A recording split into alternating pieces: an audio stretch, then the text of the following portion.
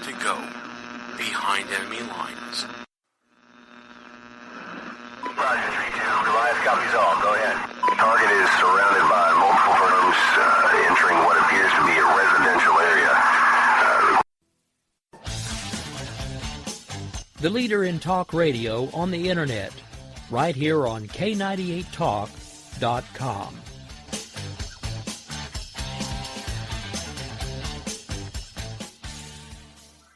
Is debt beating you down? You need discipline. You need the Debt Ninja. If you've been caught in a financial trap and need to be set free, then you need the Debt Ninja. Want to stop those harassing collection calls, start saving thousands in interest and fees, and get out of debt fast? Then you need to call the Debt Ninja. The Debt Ninja will find the best companies across the country that will help you consolidate all your bills into one easy payment, reduce your payments by 30 to 50%, and get you out of debt fast. If you have unsecured debt of $10,000 or more, such as credit cards, loans, or medical bills, call the Debt Ninja for a free 15-minute consultation. Call 800-826-1246. 800-826-1246. That's 800-826-1246. Call today. The Debt Ninja.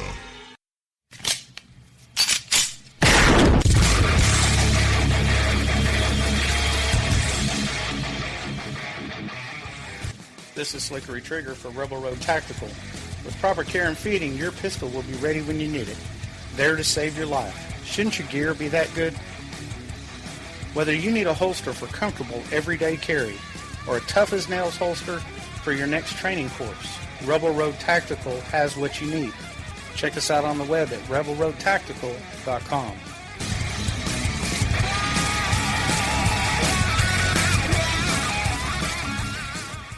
Tired of paying outrageous prices for Viagra? Well, we have great news for you. Now you can finally get Viagra at huge discounts. Healthy Man allows you to save up to $500 on Viagra. Why pay U.S. pharmacy prices of $15 per pill or more when you can get Viagra for less than $3 a pill? Call today and get 40 Viagra pills for only $99. This can cost as much as $600 at your local pharmacy. You can't afford not to call us. If you want Viagra at the lowest prices, never pay $15 a pill pharmacy prices again. Get Viagra for less than $3 a pill. Call 1-800-516-7602 today and save up to $500 and get 40 pills for just $99. Healthy Man is fast, easy, and affordable. Operators are waiting at 1-800-516-7602 to take your call right now. Call 1-800-516-7602. That's 1-800-516-7602. Again, 1-800-516-7602.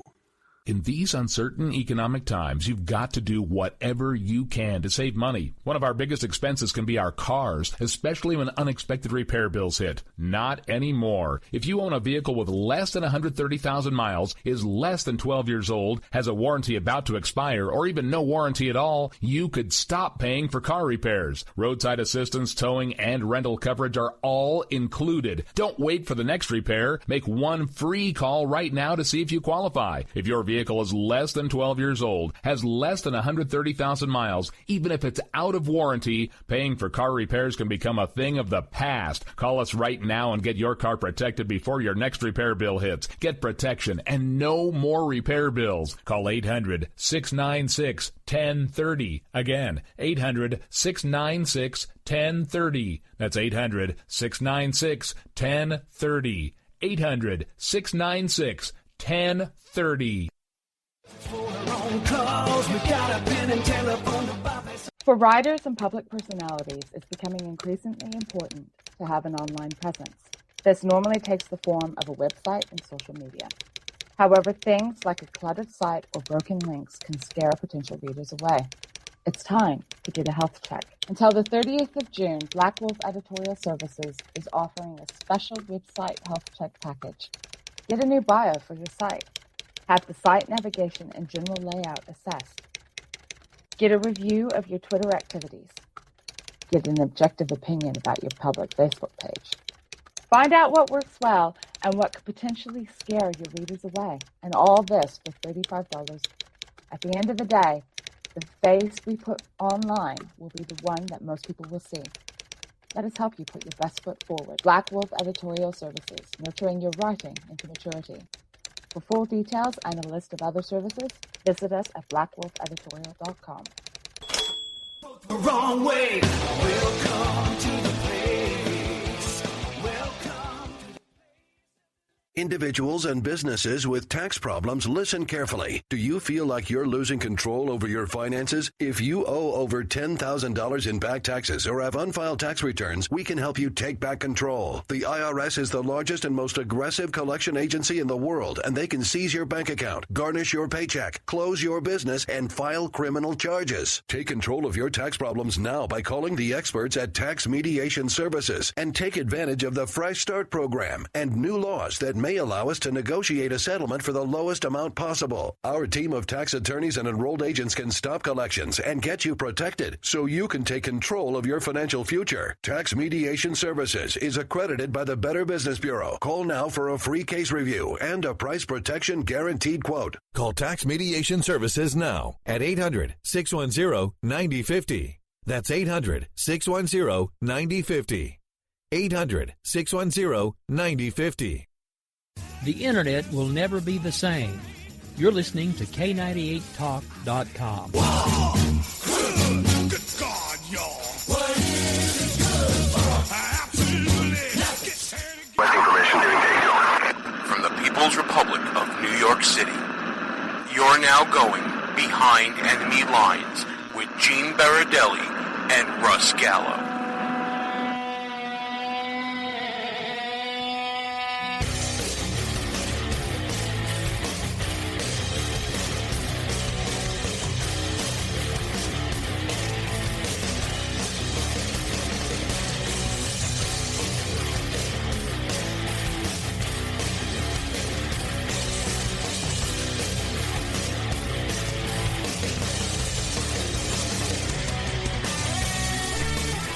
And you are now behind enemy lines.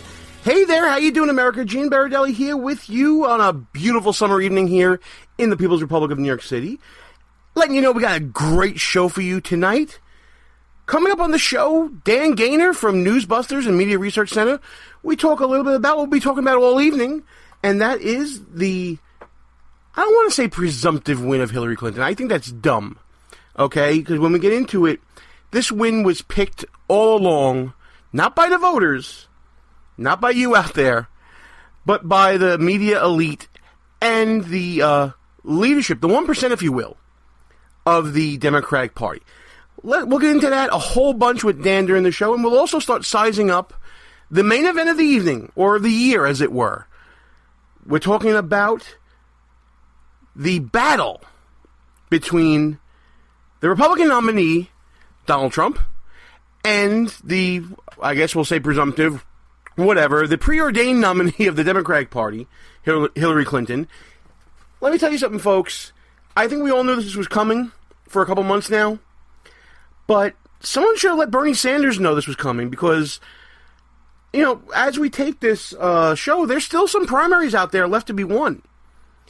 But I guess the media and the Democratic Party, they can't be bothered with such trivial things as elections.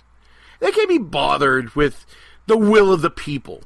Say what you want about the Republican process and the 15,284 candidates that ran within it. But the people's voice was heard loud and clear. It may not be the voice that the so-called establishment wing of the party wanted to hear. It may not be the nominee that mainstream Republicans and establishment Republicans, whatever you want to call them, what those people wanted to hear. But it was done by election. It was done through a primary system where votes actually mattered. Not so on the Democratic side. I'm saying it right now. And I will go on record by going to goonrecord.com during the show when the interview with Dan Gaynor is being broadcast. And I will say that this year, this election cycle for the Democrats, the Democratic Party preordained their pick and created a self-fulfilling prophecy. And no one decided to tell Bernie Sanders whatsoever. Hillary Clinton makes history, apparently. If you ask the AP, if you ask MSDNC, if you ask any of the other mainstream outlets, George Stephanopoulos is basically doing a tap dance on air. Hillary Clinton makes history as the first presidential nominee to be female from a major party. That little caveat has to be there because us history buffs will remember that there was an Equal Rights Party nominee named Victoria Woodhull. You want to talk about historic. This was a woman who went out there and basically bucked the entire system, stating that women are the equals of men. This is back in the 1870s. Women are the equals of men before the law, are equal in all their rights. Direct quote from her, if you believe Wikipedia, which I tend to do. In the same year, you had Frederick Douglass running for president. We're talking about 1872. That's historic. That is people in a time when there weren't equal rights. When you just had a full generation since, well, not even a full generation, of women being lower than men. With black people being lower than human. And there are people running for president and trying to make a statement out there. And I guess that's where Bernie Sanders is a winner. Yeah, you heard me say it.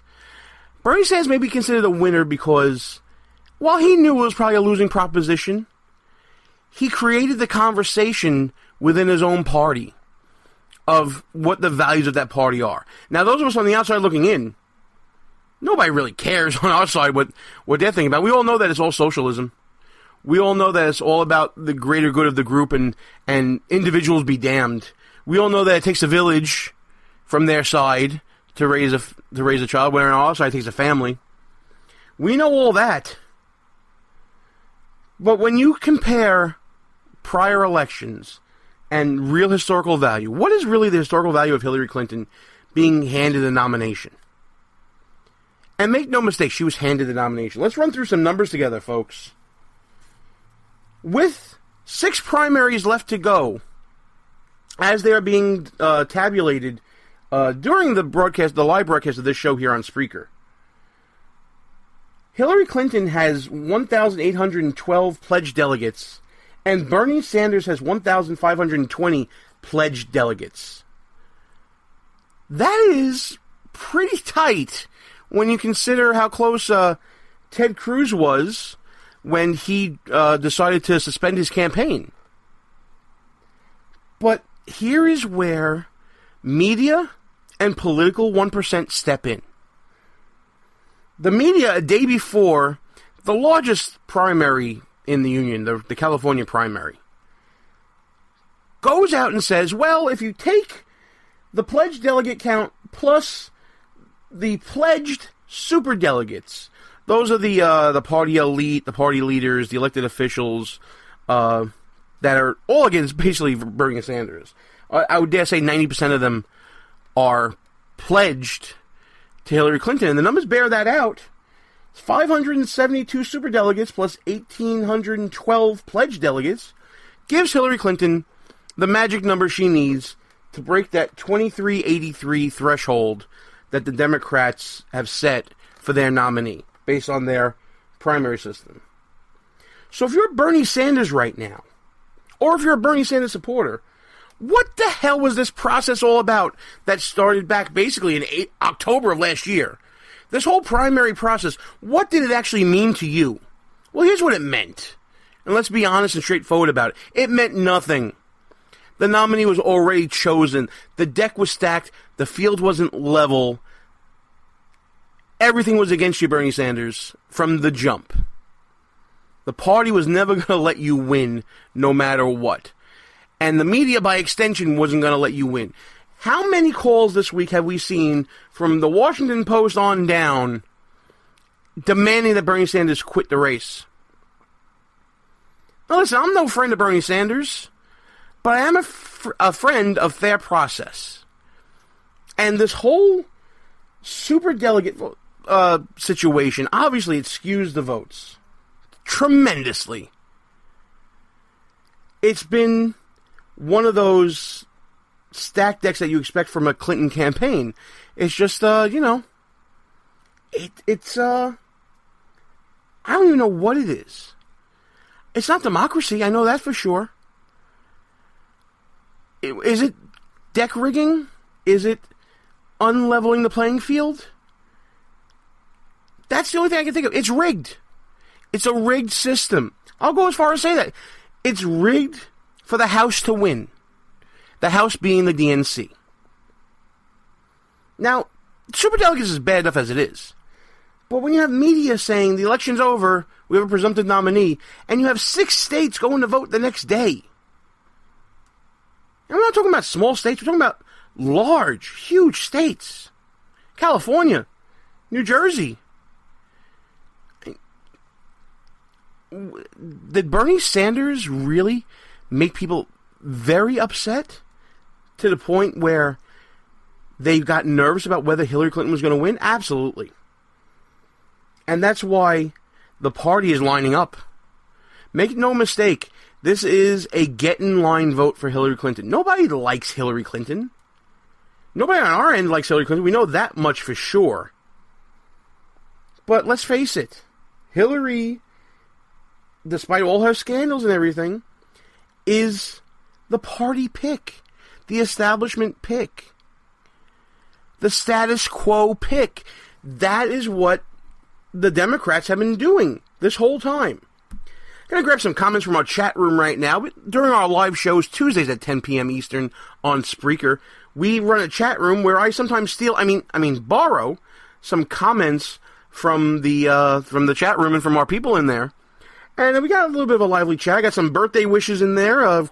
My birthday is this week, and it's actually as we're broadcasting live, so thank you very much for remembering that. 38 years old, and still trucking, thank goodness. So I appreciate being called a young man. Knowing what is said, that they're already showing delegates for Hillary, I love the nickname there of Dano, before there were even any voting started in the primaries. Yeah, that's what's really sad. I got another comment saying that Joe Biden is kicking himself for not running. Oh, you got to definitely think that. If you were a candidate with any type of name recognition, if you were, I would even say John Kerry. I would say Joe Biden. I would say just about any Democrat of note out there. You're kicking yourself square in the pants because you didn't think Hillary was beatable. You were just letting the coronation go by, letting the parade go by. But Bernie Sanders, and you know what, give him credit, you may not agree with him.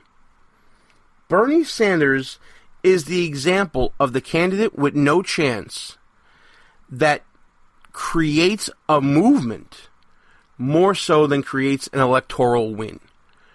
There is now a wing of the party, a Bernie Sanders wing of the party, that has to be loud at this convention. Listen, if you go by straight election results, and we recounted how many states in a row Bernie won throughout the primary process and all that, and how, and how we were making fun how the DNC rules were redistributing his wins. He would win a state, but he'd only get half the delegates because they were redistributed out from him. Isn't that the ultimate irony for socialism in America, folks? Bernie Sanders has created a movement, and I don't know exactly what the convention for the DNC is going to look like. Look, I think we know that there will be a hectic convention, maybe not as much as we initially thought, for the Republicans. Now, the Democrats are going to be walking in, and they may not be unified themselves. Bernie Sanders is the ultimate Democrat kingmaker right now. If he chooses to unify the party, we'll see if the couch will beat Hillary, with all these young people and their energy not going anywhere. West Virginia, a lot of people said, I think it was to the tune of 60% of Bernie supporters said that they'll go support Trump, which is amazing in and of itself, right? It goes to show you that the Bernie Sanders movement is not so much ideologically far left as it is as frustrated with government as the Tea Party and the grassroots right is. That is significant for any establishment candidate like Hillary to worry about. On the Democratic side, they'll just stay home. They won't show up. On the Republican side, they'll show up in droves to stop the establishment from winning again. Donald Trump has tapped into something on that Republican side, and we'll get into that a little later in the show. But, man, oh man, if you're Bernie Sanders, you gotta be pitching a fit. Pitching a fit at the media, pitching a fit at your own party leadership, because you had something transformative going on, and they pulled the rug out from under you in the name of establishment politics. It's crazy, folks. Listen, we got a lot of show to talk about. I do want to get into, before we play our interview with Dan Gaynor, a little bit of this media bias that we're going to be talking about. As we see in comments, oh, by the way, he's a communist, Bernie Sanders. Yes, he is. I'm not doubting that. Listen, I'm not a Bernie Sanders lover, but what I am saying is, when someone puts themselves out there and gets that kind of traction nationally, it can't be ignored. And it looks like the Democrats rigged the game against those people. And I would love to see those people stay home and watch Donald Trump become the next president of the United States. It would serve them all right in the Democratic Party for overlooking their grassroots, just like it would be the same thing for the Republicans to decry and bemoan the victory that really can be said to be a grassroots victory of a non-establishment candidate winning their nomination. Both parties have the same problem. They both don't respect the grassroots voter. At least the Republicans allowed the grassroots voter to vote and have their vote matter. Democrats didn't even do that here. But now getting back to the point I was going to make about Donald Trump. Donald Trump has a two-front war. And we see this, I'm going to tie this into the discussion we were just having about the media picking Hillary Clinton and Donald Trump's relationship with the media right now is, it's abysmal. Donald Trump, and I'll get into this with the interview with Dan Gaynor, Donald Trump is fighting not only the Democratic machine, but it's fighting the arm of the Democratic machine that looks to skew results, and that's the media. Donald Trump, in press conferences, has, called out media, particularly individual members of the media. He's, gotten bitterly angry with them over many different points. The latest one being the point about his donations to veterans organizations when he skipped the Fox News debate. It's one of those things, folks, where Donald Trump may be fighting a losing battle, but he might win the war. The more that he points out how the media is hypocritical and biased and skewed and have an agenda, the more people will see that, I think. I think people right now don't trust mainstream media. I mean, if you look at the way stories are reported now, just an example, this whole minor issue, really, with Hillary Clinton and her Armani tweed jacket being reported by the New York Post, but not reported anywhere else. That might be information that some voters would find useful. Others may not. But when the media chooses not to cover something, or they choose to cover something, they are trying to point the electorate in a certain direction. That's what I'm against. Put all the information out there and let me be adult enough to decide for myself exactly what's going on. You know what? We got some time before we play the interview here. Let me get the plugs out of the way real quick while I got everybody listening. Thanks for listening to Behind Enemy Lines Radio. I'm Gene Baradelli. Russ Gallo is working tonight on the night shift. And while I got you listening, please check us out at www.BehindEnemyLinesRadio.us. Check us out on the Facebooks and the Twitters at BEL_radio. And if you miss any part of this live broadcast here on Spreaker, you could check us out at any one of our rebroadcast outlets, including WJHC 107.5 FM on the Florida-Georgia line, K98 Talk, High Plains Talk Radio and Sackheads Media, and the Internet's conservative radio network, ICRN. And if you miss us on any one of our rebroadcast outlets, you could check us out on demand anytime you like at iTunes, Spreaker, TuneIn, Stitcher, Podbay, Player FM, iHeartRadio. Thanks for iHeartRadio for carrying us. And you can also discover us on Google Play Music, Google Play Podcasts, a brand new way to listen to Behind Enemy Lines Radio. And if you miss us at any one of those, check back next week. Come here live, hang out with us. We got the chat room going, like I said. We'd love to have you, hear your thoughts, and know what you think about what's going on. Because from this point on, folks, we're talking about the main event. We're talking about Hillary versus Trump all the way through to the election. Going to take a quick break right now, but when we come back, we'll have Dan Gaynor from Newsbusters and Media Research Center coming on the show to talk about media bias and also how the media treats the whole Trump protester thing. Are they pro-Hillary? Are they anti-Trump? Why does it matter to you as you consume all the news coming in the many 24-hour cycles to come between now and Election Day? Gene Baradelli, Behind Enemy Lines. I'll be back with Dan Gaynor right after these brief words. If you're a long-time listener of the show, or maybe this is your first time listening, you can probably tell that me and the gang here, we like to have our share of fun, whether it's on or off the air. We talk about 2-drink minimum radio and no medication Wednesdays or whatever day it may be. That's why when we found the people at Less Government, More Fun, we knew it was a match made in heaven with this show. Folks, we live in a time where government is out of hand. Our founding fathers did not intend government to be all-consuming in all parts of our lives. That's why we are telling you to go to lessgovmorefun.com, check out the website, check out the swag. What the people want is less government, more fun. Pass it on, make it happen.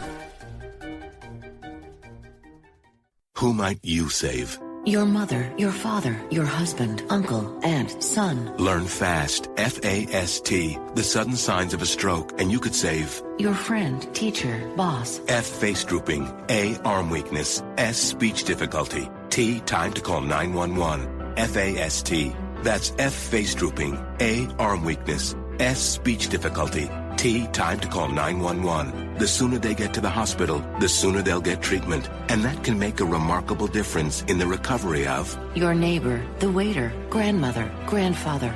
So learn FAST, the sudden signs of a stroke, then pass it on, because you never know who might save you. Your wife, your colleague. Spot a stroke fast. Visit strokeassociation.org, brought to you by the American Stroke Association and the Ad Council. Behind Enemy Lines Radio is all about being right. No, seriously, it is. If you ever listen to Russ Gallo or me go back and forth on some issue, we always want to make sure that we remember who said what and when we said it. That's why we go to GoOnRecord.com. It's a brand new social media website. Challenge people on what they believe, whether it's in politics, sports, entertainment, finance, whatever. There's a category for you at GoOnRecord.com. Check it out right now. Tell us, what do you stand for? It's time for you to go on record. Behind Enemy Lines. Back on the air. Gene Baradelli back behind Enemy Lines and joining me on the line right now, as we do just about at the top of every month. It's a pleasure to welcome back to the show from Newsbusters and Media Research Center, Dan Gaynor. Dan, it's history this week, pal. It's absolutely historic. We have... Oh, wait. It's not the first woman. It's just Hillary. Never mind. Well, I won't say that. But, yeah, the instead of being historic, it's more like the media are being hysterical. In part because absolutely. They are declaring her a winner before the game's over. And since there's a huge vote tomorrow, what they're in effect doing is skewing the results. They are boosting the candidacy of the candidate that they want, making her look better. Because if you're a voter who is voting against Hillary Clinton in the primaries, why would you vote tomorrow if you hear she won today? You know, why Bernie? Right. You know, that depresses the result. But if you or if you go vote, why not just hop on the she's already won, I guess I'll just vote for the team. So that's problem one, and then problem two is what they don't tell you. Hillary Clinton gave a speech just a couple of days ago, this marvelous speech about income inequality. And she wore an Armani jacket that's worth $12,495. Now, you could take, and I was thinking about this earlier, every item of apparel I own. Every item. and you wouldn't come near what that Armani jacket is worth. And it's fair to say that I'm better off than most people. You know, I'm at a stage in my life where I've worked a lot of years. I got a couple of master's degrees, etc. She's got the hypocrisy of this is amazing. Yet ABC, CBS, and NBC, not a mention of it. Kudos to CNBC and New York Post for doing the story. But, here is a candidate for the President of the United States wearing a $12,495 item. And if she were, conservative, they'd mention it. Remember the horse? I hear Mitt Romney's horse. Because it was the horse for Ann Romney. Ann Romney has some physical problems, a disability. And so she had a horse to help her with her disability. But because the media wanted to depict the Romneys as rich white folks, well, of course they highlighted this horse. They talked about it a lot because that fit their agenda. But, you don't hear any discussion of Hillary Clinton's daughter's $3 million wedding. You don't hear any discussion. Where is the clip? She's given the income inequality speech. Where is the clip about her saying when they left the White House they were flat broke? And then, all the talk about the Clinton Foundation. This is how the American media fix an election. They don't go into the ballot box. They don't doctor the machines like I'm from Maryland, so like people in Maryland would do. We have a long history of some suspicious elections, but they don't do that. They don't have to. They don't have to put their thumb on the scale. They can just talk endlessly saying how one person is great and one person is awful.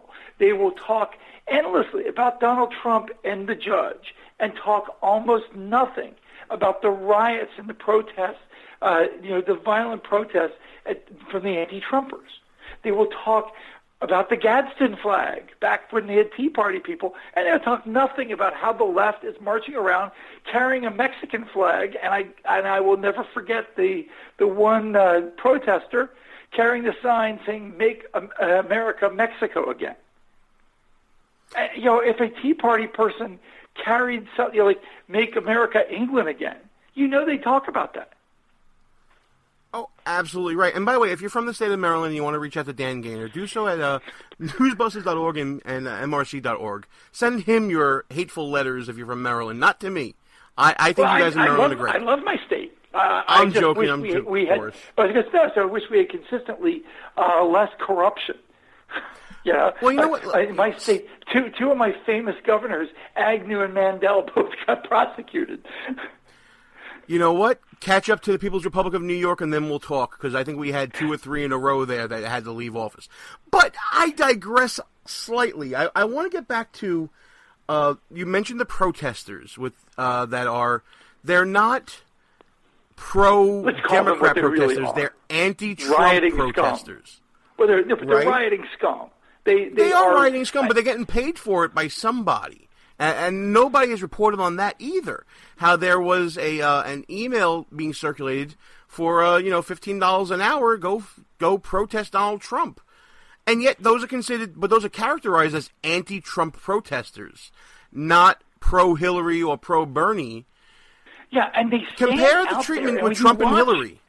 When you watch these protests, which are turn into riots, what do they chant? They chant Bernie Sanders' name. They chant Bernie. I mean, that's every one of the ones I've seen. That happens. When bad things happen at Trump rallies, Trump is calling carpet and said, you must atone for your sins. You must, apologize. When bad things happen because of the lefty protesters, they do the same thing. Blame Trump. Not let's blame the left. The left has been rioting for years.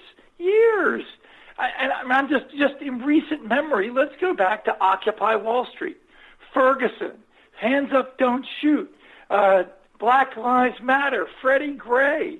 The left has burned down, a good chunk of Baltimore, most of Ferguson, vandalized, raped, and attacked police across the country, and you see complaints about, someone got punched at a Trump protest. Oh my gosh, end of the world. It's been so prevalent in the past month since we talked, going back to the Katie Couric quote-unquote documentary and the deceptive editing there, now moving, all the instances that you mentioned, the unfair treatment of Donald Trump as compared to the kit gloves that Hillary is getting, and even now when we talk about, trying to get records from the State Department, I saw an article on Newsbusters that giving actual credit to CNN for trying to do that. Are there, how many Jake Tappers are there versus the rest of the herd that will actually try to do their job? Because remember, it's not just Jake Tapper, and kudos to him. He's just a good guy, but that requires the support network. So you can have a guy who I think generally has been a good reporter, but sometimes his stuff doesn't land on air, and that's Chip Reed or Jonathan Karl. Those are people who might report something. If you watch, they'll ask the questions in the press room, and then you'll wonder, well, why does that stuff not land on air? Well, that's their network. That's their producers. That's other people making those choices. That's why you look, a lot of journalists end up leaving working for those networks because they can't bear the look at Cheryl Atkinson. She ends up going someplace else. She's pleasantly at Sinclair now doing good work, but they don't want to rock the boat. They got ties to every lefty organization you could imagine. They date liberals. They're married to liberals, and so it takes a lot to separate that out. Okay, well, can I be unbiased? No, you can't be unbiased. You can try to be neutral, though. You can realize if you are, let's say you're pro-abortion, well, then you realize you're going to try harder on stories where you're dealing with that issue, so you've got to make sure you should have some regular pro-life people you talk to. Like, okay, I recognize I got some biases here. Let's run this out. I know this can be done, and you know how I can know it be done? Because I used to work for Congressional Quarterly. When we did it, both parties in D.C. respected Congressional Quarterly, respected what we did, and understood that we were trying to be neutral. I just can't believe, and the main thing that I've seen with Hillary, especially, why has nobody called her out for not being as accessible as Donald Trump has been? Donald Trump holds press conferences daily, basically. I think the Washington Post did an editorial about that today, but here's what journalists do when they want to make something an issue. They'll run a story, and in that story, Hillary Clinton hasn't done a press conference in 7 months, hides from the press. Then they run that story. Now, that when they don't really care, they bury that inside, or they do it on a weekend or whatever. But when they do care, then they follow up the next day. Clinton camp refuses to respond to allegations that they're hiding from the press. And then then they'll do a third day story and talk to congressional supposed supporters of Hillary Clinton. And they'll say, well, how come she hides from the press? And the people, well, I don't want, and you'll look at this, the judge issue. It's a great example. And they will gradually try to peel away supporters away from a politician that they don't like because, by asking them tough questions. And they never do that to her. They don't go around asking about, the emails except to party leaders who always give the same standard song and dance. If they asked about Hillary Clinton's emails and they started going around and say, well, so basically what you're defending is the fact that she lied and, put our military at risk. And, well, no, I'm not defending that. So then you're criticizing her. And they put them on the spot this way. And so what they do is systematically peel away any support. And that's how journalists really pursue a story they want to be big. They want to take down Trump now. They helped get him elected or helped get him nominated. Now they want to take him down because they desperately don't want to see anybody on the right ever get elected. If the media, forget Democrats. This is not an issue of Democrats. This is an issue of fair play by the media. If the media had their way, the Republican Party would cease to exist. The nation would be a one-party state. It would be a social democratic state, something like Bernie Sanders would create, and that's what they want. They don't want opposition. If you look at their defaults over the last couple of days, BuzzFeed, one of the new web endeavors that is so moronic that it almost defies words. It's like a listicle website for people who don't know it. But nevertheless, BuzzFeed turned down $1.3 million in Republican advertising because they won't advertise. They won't run Republican advertising. Now, the logical reaction to that level of bias. Remember, this is BuzzFeed. I think BuzzFeed is one of the outlets that Trump is not allowing into his events now. I don't know. I know he's not allowing Politico in.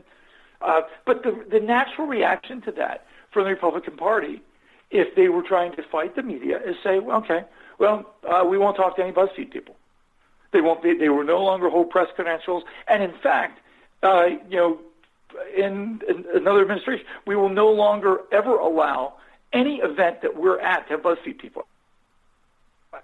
So even if we do a bipartisan event, BuzzFeed people will not be allowed, or we won't attend.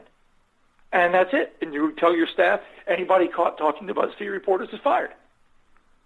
And you do it. And you stick to it. And that way, and then you make it clear to donors that you do that, et cetera. I mean, if a media outlet wants to declare war on a political party, well, that goes both ways. But it doesn't in this world. Liberals can do anything they want, and conservatives or Republicans, and believe me, the two are not the same, don't want to fight back. This is the essence of Trump right there. The reason why some people support him, even if they disagree with him in some things, is that he fights back. And so he'll fight the media. Last week, his Tuesday presser, where he kicked the media in the teeth, one of the guys he talked to was this guy, Lamas. And then 2 days later, Lamas is in San Jose, and who's tweeting and posting about how awful what the anti-Trump rioters are doing. That was him. Would he have been as quite so fair and quite so honest if he hadn't been called out by Donald Trump? I doubt it. So can Trump, though, win can he win the presidency by fighting the media, though? I mean, we're talking about how they seem to think that they're decision makers. That's not a policy plan. That's a reaction. That puts people in the seats. I think most of Americans at this point are sick of the media. They're sick of the media influencing our lives. But that's not policy. I think people still want to see, on either side. They want to see how are you going to make things better. There was you see these polls come out or surveys come out, and you're never sure quite how accurate they are. But the survey that said, 2/3 of Americans can't handle a minor financial emergency. Well, then something's wrong in the country if you can't handle a few $100 financial emergency. The media don't want to talk about that. They don't want to talk about how the left have systematically gone to war with coal. I mean, systematically gone to war with coal. It's not the only force that has beaten down coal.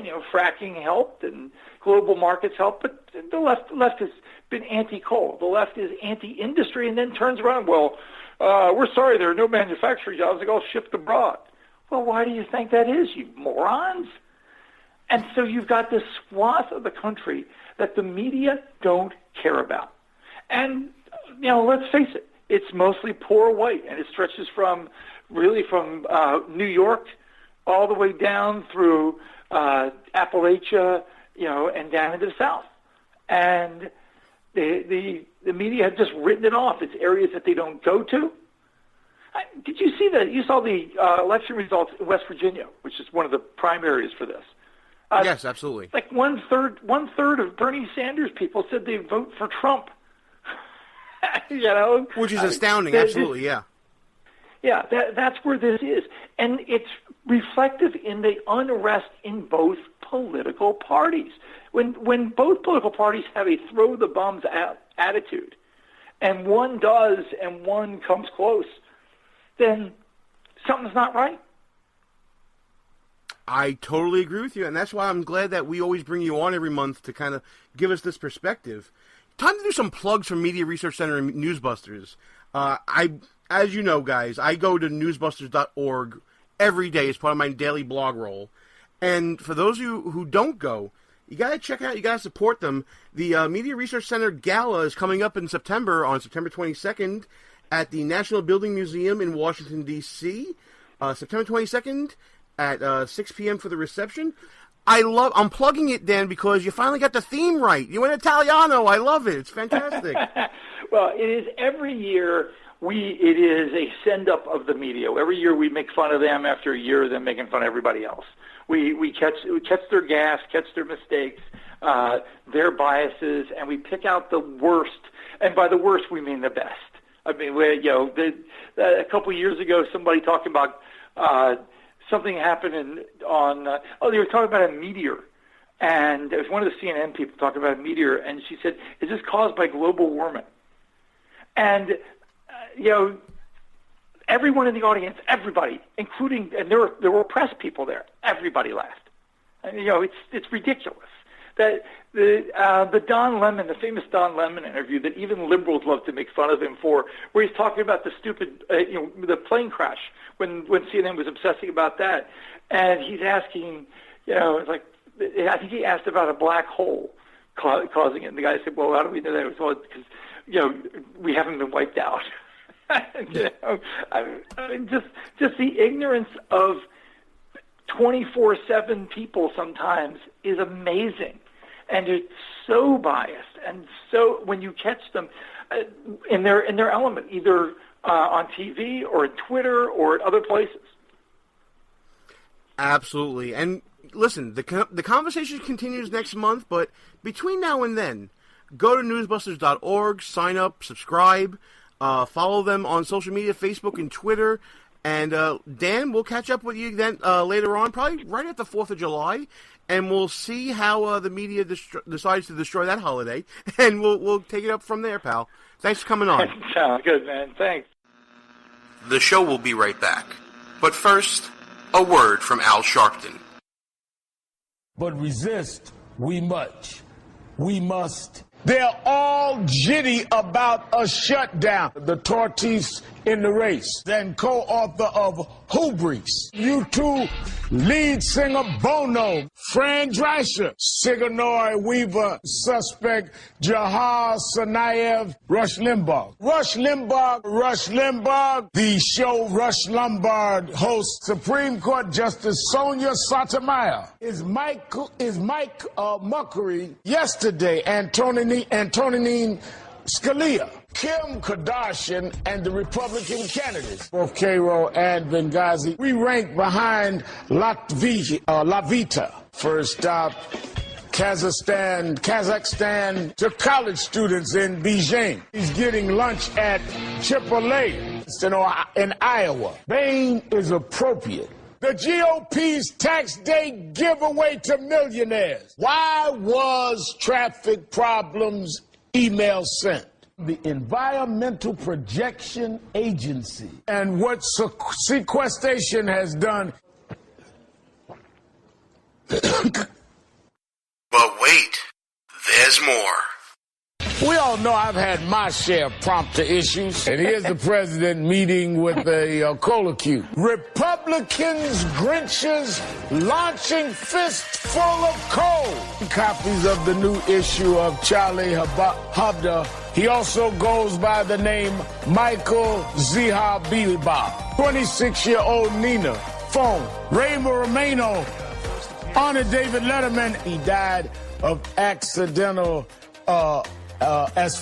Al-Qaeda in Yemen. The start of school has been postponed several times. Massive manhood is underway. Who spoke at a white supremacist convention. You look at the hand you dealt with, there are not 60 Republicans after a historic, when you hear of ISIS now waterboating all over the map on immigration. Did the New England Patriots cheat to get into the big game? NFL analyst and Hall of Fame player Troy Aikens, the writer slamming President Obama for talking with YouTube celebrities. What's the latest tonight in Iowa? Well, in Ottawa. And they gave this guy a TV show? Let's get back to our show. Gene Baradelli, back behind enemy lines. Time to start sizing up the tail of the tape here between the two nominees for the presidency of the United States. I know that we've been vetting them since, I don't even know when. It felt like it started 3 years ago, doesn't it? But in thinking about Hillary Clinton, let's think about what a disappointment this race has been, and yet she is still in a position to really, more than likely, I would say, capture the nomination, only if you look at the numbers. And, Donald Trump has been changing the numbers. We'll talk about that in a second. But think about this. Emailgate, Filegate, dark money with the Clinton Foundation, generations of scandals, Benghazi. And here Hillary Clinton stands this week as the presumptive nominee for the Democratic Party. Wow. Could you imagine if you had the same type of scandals on the Republican side? I don't think the Republican electorate would stand for it. I don't think the Republican electorate would stand for a nominee who is currently under investigation by the FBI. I don't think the Republicans would stand for a candidate who panders and plays race politics. I don't think that the Republicans would really respect anyone who shows up to speak about income inequality wearing a $12,000 Armani jacket.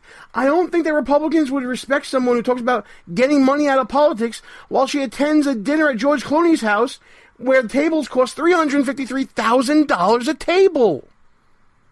I just don't see it.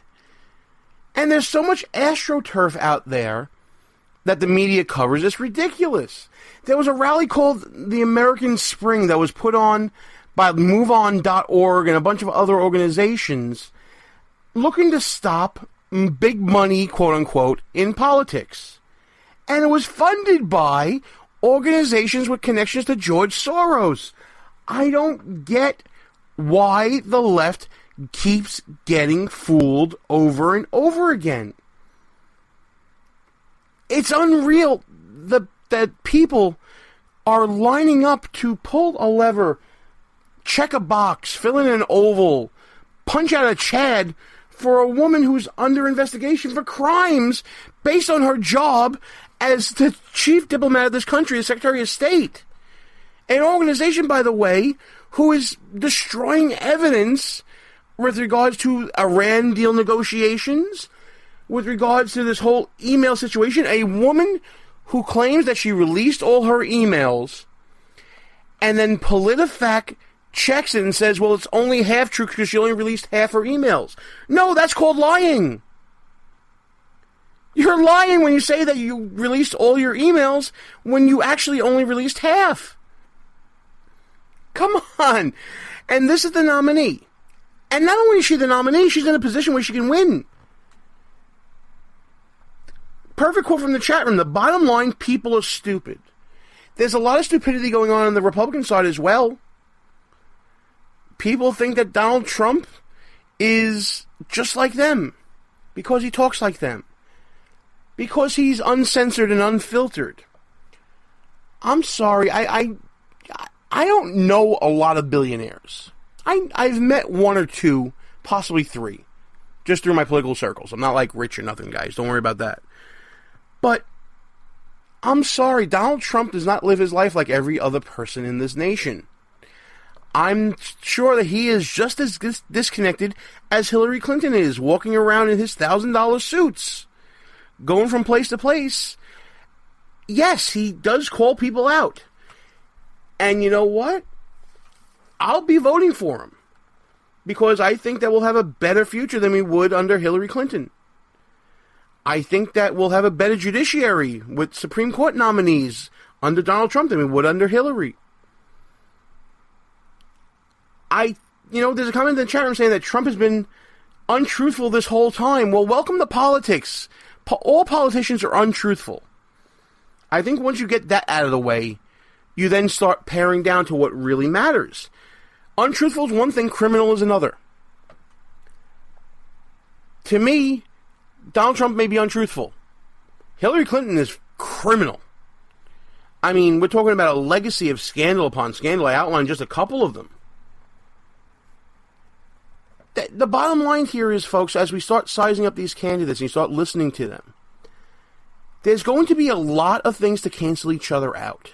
But the point of this show is to point out to you that you need to be the one making the decision and not letting the media or the political elite make it for you. Because that's how you got Hillary Clinton as your nominee. And it wasn't from lack of trying. Bernie Sanders gave it the old college try. But recognize that the media said she won the nomination a day before a pivotal primary that could have led to possibly a contested convention.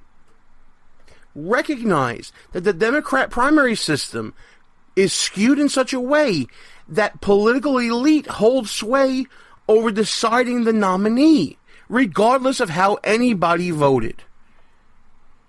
And recognize the difference of how Donald Trump got here by creating a voter base, by enlarging the big tent. Whether you like them in the tent or not, they're there now and they're ready to vote for Donald Trump and follow him to the moon and back again. Recognize the difference between how each nominee got here. That speaks volumes about what this race may turn into.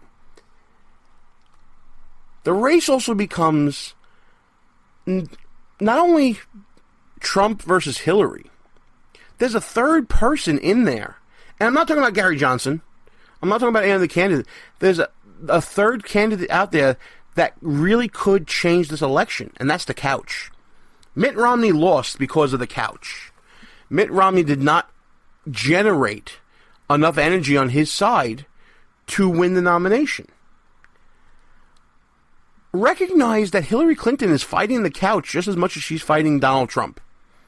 That's why when you see these rallies and you see violence at Trump rallies by anti-Trump protesters, recognize that anti-Trump protesters are pro-Democrat supporters. Recognize that anti-Trump is pro-Hillary now. When the media starts shading things for their own benefit, understand that there's an agenda there in the words that they use. Donald Trump has people that don't like him, but those are people that like Hillary. Those are people that like Bernie Sanders. Those are people who will pull a lever or fill in the oval or punch out the Chad or check the box or whatever it is that they do in these states nowadays. Those are the people that are going to be voting and being active in their voting and recruiting people for Hillary Clinton. Now, you may not like Donald Trump as being abrasive or says things without thinking or whatever the case may be. He doesn't have the temperament or the acumen to be president, but he did have the temperament and acumen to build a multi-billion-dollar industry for himself. He was smart enough to amass a lot of wealth and a lot of success and help a lot of people along the way, whether it be job creation or shareholders or stakeholders or what have you. Then ask what Hillary Clinton has created. You know what? Forget that. She hasn't had a lot of time in the private sector to really create anything. Ask what Hillary Clinton has done in government. What policies has she championed? What bills did she sign on to as a senator? What did she accomplish as Secretary of State?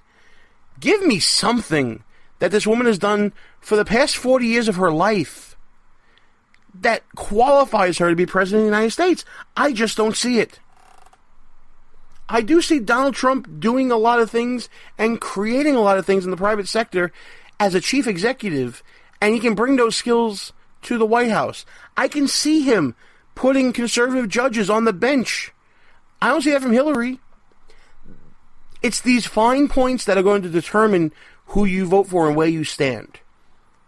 If you let the media tell you who's this and who's that and let them insert their opinion and try to skew your view, you'll be sitting on the sidelines like the Bernie Sanders people saying, I was had, I was robbed, I got hoodwinked because I couldn't think for myself.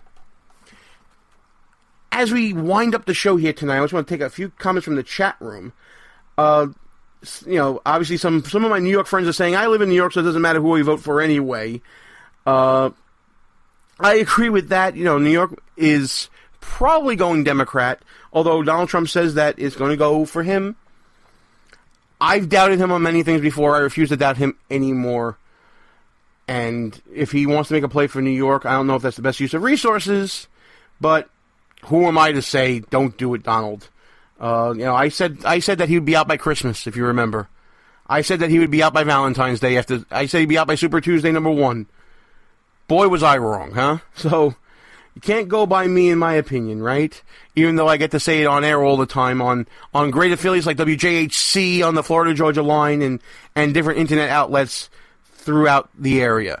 As we close up the show, folks, this is the last week that you can vote for Behind Enemy Lines for a podcast award for news and politics.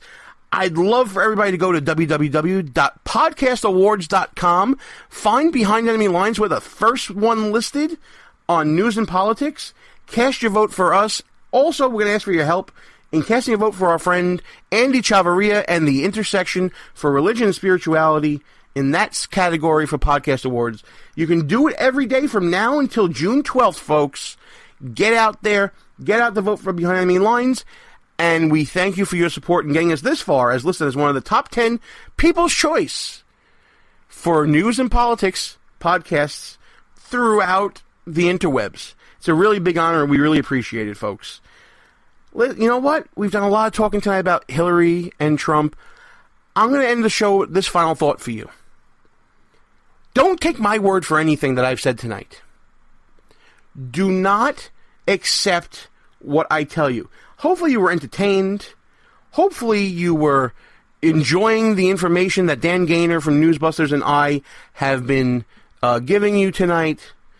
Hopefully you've listened to my opinion and thought about it yourself. Go out there, find the information firsthand. Do your own research. Do your own independent thinking. Hit that independent thought button, folks. That's the only way you will know for sure that the choice you're making is the choice that you want and not that somebody else wants. Go out there, find things for yourself, be engaged, keep on thinking, keep on believing, and keep listening to Behind Enemy Lines Radio, because until next week, folks, it's time to shut things down. Good night, God bless, and we are out of here. Our position has been compromised. It's time to roll out.